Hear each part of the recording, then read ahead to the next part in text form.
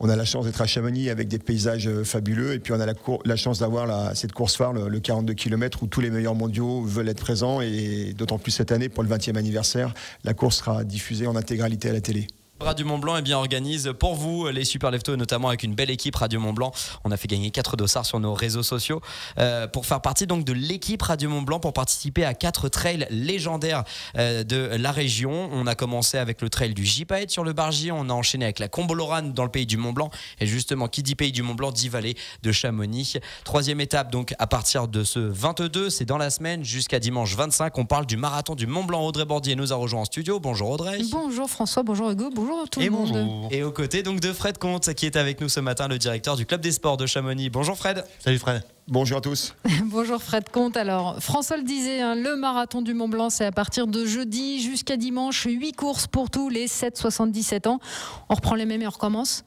Tout à fait, c'est une recette qui fonctionne bien, puisque la première course a débuté en 1979 et que cette année nous allons fêter les 20 ans du 42 km du Mont-Blanc. Avec une animation particulière pour ces 20 ans ? Non, puisqu'on est des gens assez simples, donc il n'y aura pas de fête spectaculaire. Il y aura des petits cadeaux sympas, des petits clins d'œil, et j'espère que les coureurs apprécieront. On rappelle un petit peu toutes les courses qu'il y a. Il y a vraiment pour tous les goûts, pour tous les niveaux. C'est un peu le concept du marathon du Mont-Blanc, c'est que toute la famille puisse courir. Donc il y a des courses qui attaquent pour les tout petits. On aura un peu plus de 1000 enfants qui vont courir de 800 à 3 km. Ça, c'est une grande fierté pour nous, puisqu'on est à la base un club des sports. On est là pour faire du sport aux jeunes. Donc ça, c'est une très bonne chose. On a un 10 km qui est le premier pas dans le trail, avec une ambiance très sympa, très festive, très familiale. Et puis une course un peu plus radicale, puisque c'est un kilomètre vertical, 3 km 8 seulement, mais par contre 1000 mètres de dénivelé. Donc voilà, plus on monte, plus c'est dur, plus c'est raide, et les meilleurs mettent à peine plus de 30 minutes. Je vous laisse imaginer la cadence, c'est complètement dingue. Et puis après, on arrive dans les 3 grandes courses qui font la marque du marathon du Mont-Blanc. Le 90 km, 6000 mètres de dénivelé. Le but, c'est de faire le tour de la vallée, départ à 4h du matin, un peu plus de 24 heures pour faire le tour. Voilà, donc les plus chanceux voient le lever de soleil sur le Mont-Blanc, et puis ils voient également le coucher de soleil sur le Mont-Blanc dans la même journée. Et puis la course historique, le 23 km qui a lieu le samedi. Donc le parcours n'a quasiment pas évolué depuis 40 ans. Départ de Chamonix, on va tourner au fond de la vallée au niveau de Trelchamp. On passe à la Flégère et on arrive face au Mont-Blanc à 2000 mètres d'altitude à Plan-Prat. Alors l'année dernière, la météo n'avait pas été tendre avec vous. Le 90 avait dû être annulé. Cette année, ça se présente comment ? Alors c'était la première fois en 40 ans qu'on était obligé d'annuler une course. Il y avait des risques orageux très très marqués en milieu de journée.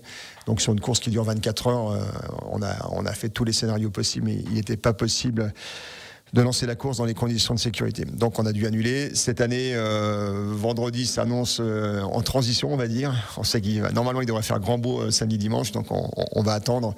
On va faire confiance à l'équipe météo, et puis pour prendre les bonnes décisions. Oui, parce que pour ce marathon du Mont-Blanc, vous avez une équipe météo qui est dédiée. Alors on a un prévisionniste avec lequel on bosse depuis des années. On est toutes les heures, voire toutes les 5 minutes au téléphone avec lui quand c'est compliqué. Et puis on a surtout une grosse commission de sécurité. On est une dizaine de personnes à prendre les bonnes décisions. D'accord. Alors toujours autant de monde demande un dossard, voire de plus en plus de monde tous les ans. Ça bat des records cette année encore. Encore des records, notamment sur le 42 qui est la course phare, puisqu'il y a 2300 dossards. Ça fait maintenant un peu plus de 10 ans qu'on limite ce nombre de dossards, puisqu'on considère que les gens viennent à Chamonix pour faire des courses de qualité et pas pour se retrouver les uns derrière les autres. Voilà, donc les chemins, ils ne sont pas extensibles, et au contraire, on essaie d'aller de plus en plus sur ce qu'on appelle des singles, des chemins plutôt étroits, pour que les gens courent vraiment en montagne, qu'ils aient vraiment cette sensation très particulière de la course en montagne. Et cette année, au mois d'octobre, il y a eu plus de 13 000 demandes pour ce 42 km. On a l'impression que vous pouvez créer une nouvelle course tous les ans, il y aura toujours du monde pour courir. Ouais, alors par contre, ça fait 7-8 ans qu'on crée plus de courses, et on n'en créera plus d'autres, puisque le week-end est bien complet. Accueillir 10 000 coureurs, c'est une chose, il y a 30 000 accompagnants, donc ça fait beaucoup de monde qui viennent à Chamonix. On ne veut pas non plus que Chamonix soit engorgé. On habite, nous, au Chamonix, on est très respectueux des habitants, on est très respectueux des chemins, on court dans une réserve naturelle, la réserve des Aiguilles Rouges, donc on doit faire attention à tout ça. Donc c'est pas la course à l'échalote, on travaille plutôt sur la qualité que sur la quantité. Frais de compte, les rendez-vous de trail se multiplient dans la région, hein, notamment au Pays du Mont-Blanc. Comment vous faites pour continuer à sortir du lot ? C'est toujours difficile de répondre à cette question quand on est organisateur. On essaie de travailler le mieux possible. On est une association, on travaille avec 600 bénévoles. Il y a aussi 600 professionnels qui travaillent sur l'événement. Donc il y a beaucoup de monde. Donc c'est un événement à la fois associatif, mais qu'on peut considérer comme professionnel aujourd'hui dans sa conception, dans son organisation. On a la chance d'être à Chamonix avec des paysages fabuleux, et puis on a la chance d'avoir cette course phare, le 42 km, où tous les meilleurs mondiaux veulent être présents, et d'autant plus cette année, pour le 20e anniversaire, la course sera diffusée en intégralité à la télé. D'accord, alors parmi justement tous les milliers de coureurs qui vont prendre le départ d'une des courses, il y a tous les marathoniens un peu stars. Et puis pour le 23 km, il y aura un VIP, le biathlète Émilien Jacquelin. Ça fera partie de sa préparation pour la saison hivernale. C'est le genre de choses justement qui vous aide à garder, à entretenir votre notoriété, ou c'est juste un petit plus ? C'est un petit plus. Alors on est très content. On a très souvent accueilli l'équipe de France de ski de fond qui venait plutôt sur le kilomètre vertical, puisque c'est un effort plutôt violent d'une demi-heure qui correspond un petit peu à ce qu'ils vont retrouver l'hiver. Donc on est super content évidemment qu'Émilien Jacquelin soit présent. Il est venu de lui-même, on n'est pas allé le chercher. On est super content de l'accueillir. On espère qu'il va faire une bonne course. C'est sa première tentative sur un trail. Après, c'est évidemment un athlète de très très haut niveau. Donc, je pense qu'on va être surpris par sa performance. Frais de compte, le marathon du Mont-Blanc qui continue cette année ses efforts pour réduire son empreinte carbone, notamment son volume de déchets. Alors, rappelez-nous ce qui avait déjà été mis en place et ce qui est nouveau cette année. Alors, on travaille depuis bientôt 15 ans sur la réduction de notre impact de l'événement en particulier. Il y a quelque chose de très fort qu'on a fait il y a 3 ans maintenant, c'est qu'on a supprimé toutes les bouteilles plastiques de l'événement. On avait 70 000 bouteilles plastiques. Puis un jour, on s'est dit non, c'est plus possible. Donc, on a acheté des cuves à eau. Donc, ça, c'est plutôt facile. On a dû déplacer des ravitaillements pour se mettre proche de sources d'eau potable. Et puis, on a été un peu plus loin. On a acheté des fûts de bière et on produit aujourd'hui notre eau gazeuse. Donc, on a acheté 500 fûts de bière. Mon équipe technique s'est mis vraiment à pied d'œuvre pour trouver les solutions pour produire cette eau gazeuse jusqu'à aller travailler la qualité de la bulle. Voilà. Donc, ils ont poussé le bouchon. C'est très sympa. On fait évidemment attention à tout ce qui est déplacement intervallé. Donc évidemment, la communauté de communes met déjà à disposition des bus gratuits dans la vallée. On densifie encore un petit peu plus ce réseau de bus pour que les gens, une fois qu'ils arrivent à Chamonix, ne touchent plus leur voiture et qu'ils servent des transports en commun, que ce soit les bus, que ce soit le train. Et puis, évidemment, on essaie de réduire tous nos déchets. Alors, en travaillant avec des producteurs locaux, en demandant à ces producteurs de ne pas nous mettre d'emballage plastique. Et puis, on travaille avec une association Éco-Trivélo qui récupère tous ces déchets et qui sont compostés par la suite. Voilà. Et puis, on est en train aussi, la nouveauté cette année, on a demandé à tous les trailers de calculer leur empreinte carbone et de la compenser. Alors, pour l'instant, c'est encore sur la base du volontariat. Peut-être que ça changera demain. Et avec les fonds récoltés, on a choisi 2 associations qu'on va aider. Une association qui s'appelle Silvact qui gère des forêts. Alors on a décidé de ne pas planter des arbres pour planter des arbres, mais plutôt de donner de l'argent à des gens qui sont experts dans la gestion des forêts. On trouvait ça que ça avait plus de sens pour nous. Et en plus, ils interviennent dans la vallée de Chamonix.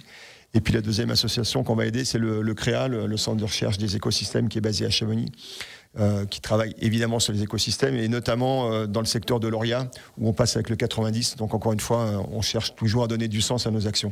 Et c'est plutôt bien accepté ça par les coureurs? Très bien, il y a beaucoup de coureurs qui ont compensé leur bilan et on va essayer de travailler de plus en plus, affiner. Aujourd'hui, on sait que l'impact carbone sur ce type d'événement, c'est le transport.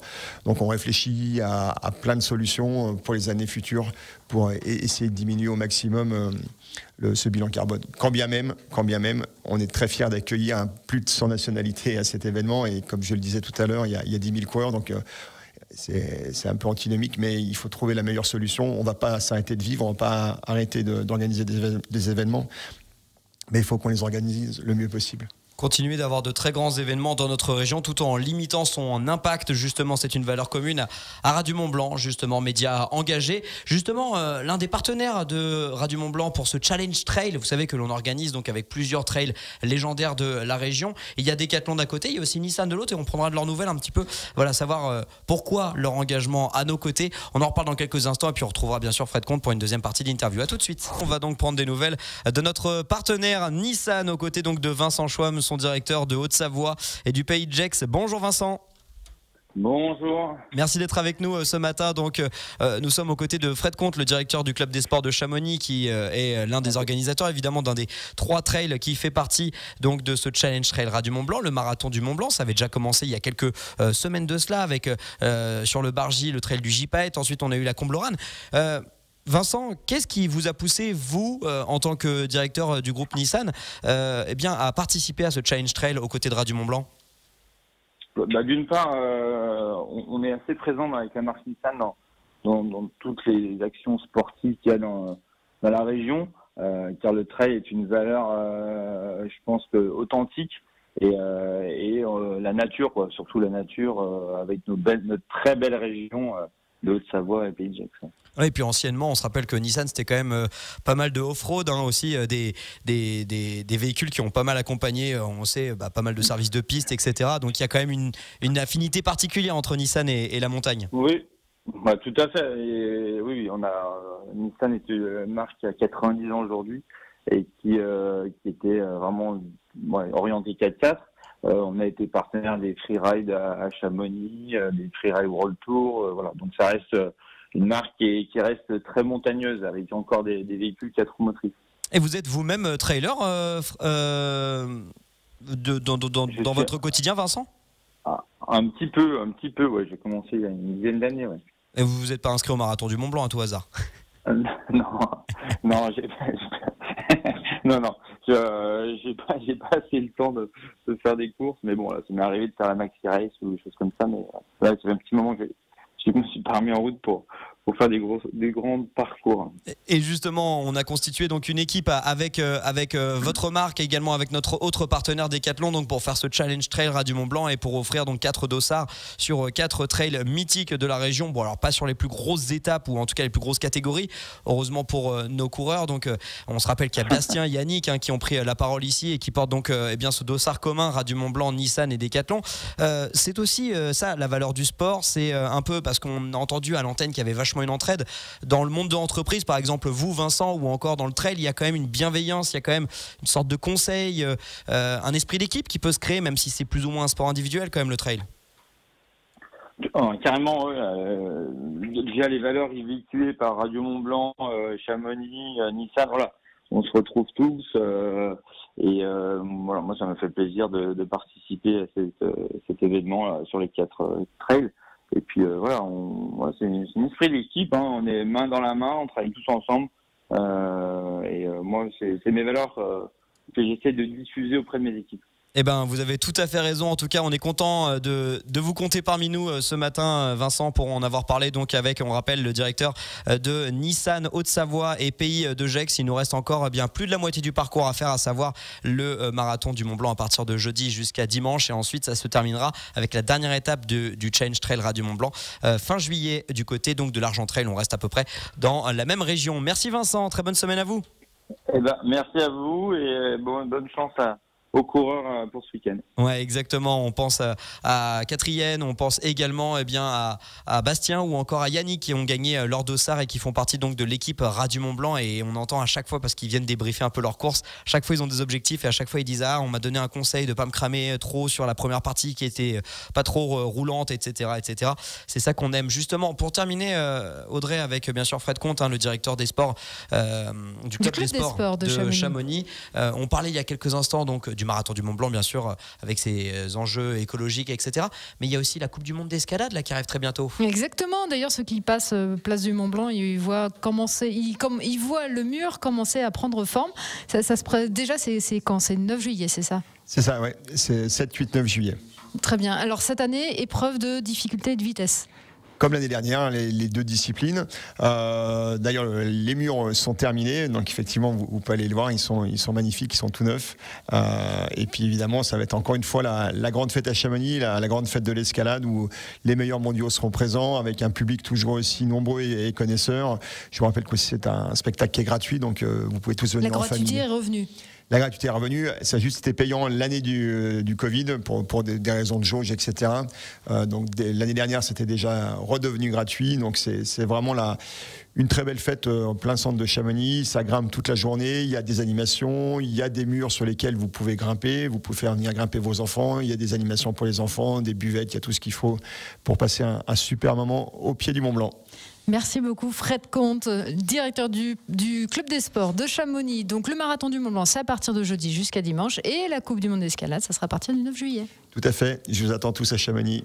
Toujours un plaisir de vous avoir. Merci beaucoup Fred Comte d'être venu dans la matinale des Super Leftos. Vous êtes arrivé au beau milieu de l'interview. Comme d'habitude, session de rattrapage dans quelques instants sur la chaîne YouTube et sur nos réseaux sociaux. Belle journée.